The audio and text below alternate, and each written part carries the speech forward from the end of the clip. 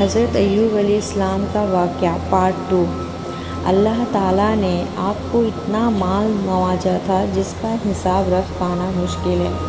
آپ علیہ السلام عام مسکینوں اور غریبوں کے ساتھ بیٹھ کر کھانا کھاتے تھے۔ اللہ رب العزت کو آپ کی یہ عادت بہت پسند آتی تھی۔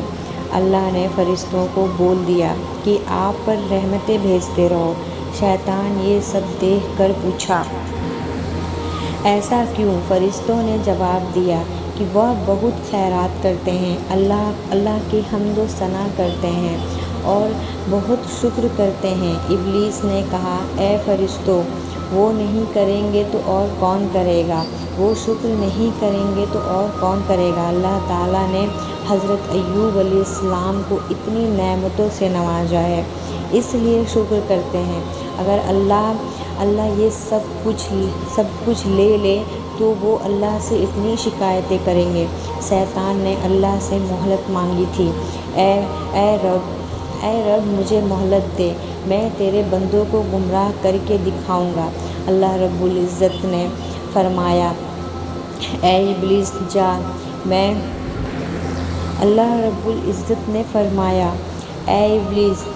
میں تجھے ایوب کے مال، ایوب کے باغیچے، ایوب کے تمام جانوروں پر اختیار دیتا ہوں، تو جو چاہے کر لے۔ ایوب تیرے باتوں میں نہیں آئے گا، وہ کبھی ناشکری نہیں کریں گے، وہ ہمیشہ صبر کریں گے۔ حضرت ایوب پر ابلیس کا اختیار دینا یہ آزمائش کے طور پر تھا۔ ایسا نہیں تھا کہ ابلیس جو چاہے وہ کر سکتا تھا۔ اور پھر شیطان نے پھونک ماری، آپ کے سارے اونٹ اور رکھوالے جل گئے، تو بھی ایوب علیہ السلام نے اللہ کا شکر ہی کیا۔ پھر شیطان نے آپ علیہ السلام کے باغیچوں میں ایک ساتھ آندھیاں لا دیں، پھر ان کے باغیچے تہس نہس ہو گئے، پورا باغیچہ برباد ہو گیا۔ اس وقت بھی آپ علیہ السلام نے اللہ سے کوئی شکایت نہیں کی، حالانکہ اللہ کا شکر کیا۔ پھر تیسری بار شیطان نے حضرت ایوب علیہ السلام کے اولادوں کو بھی ختم کر دیا۔ اس پر بھی حضرت ایوب علیہ السلام نے صبر کیا، کوئی شکایت نہیں اللہ سے۔ اس طرح کی آزمائشیں 7 سال تک چلتی رہیں، آخر میں ان کا گھر تک گرا دیا گیا۔ تب ابلیس نے آپ سے کہا، اے ایوب، تمہارا رب کہاں ہے؟ ایسا کیوں ہو رہا ہے تمہارے ساتھ؟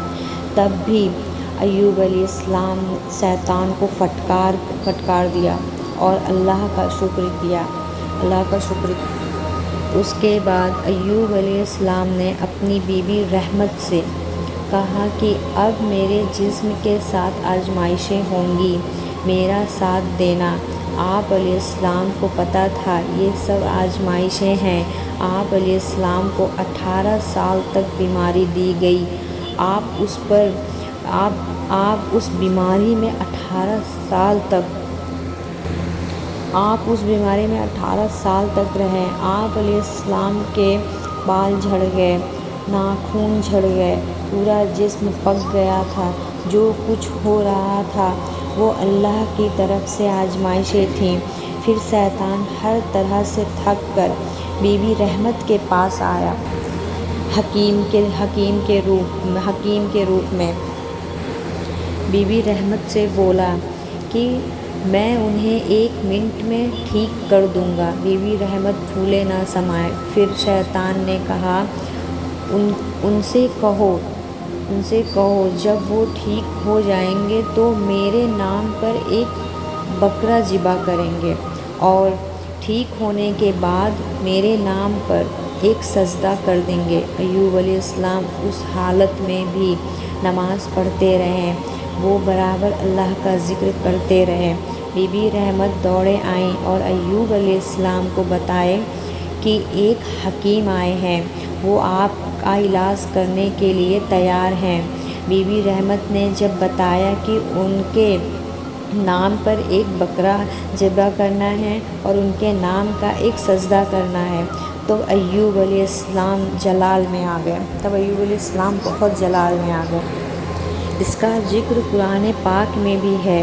اس کے بعد تھک گئے لوگوں کی باتیں سنتے سنتے، تو تب ایوب علیہ السلام نے اللہ پاک سے دعا کی، پھر اللہ نے ان کی دعا قبول کی اور فرمایا اپنا پیر زمین پر مارو۔ جیسے ہی آپ علیہ السلام نے زمین پر پیر مارا، وہاں سے ایک ٹھنڈا اور میٹھا پانی کا چشمہ جاری ہو گیا۔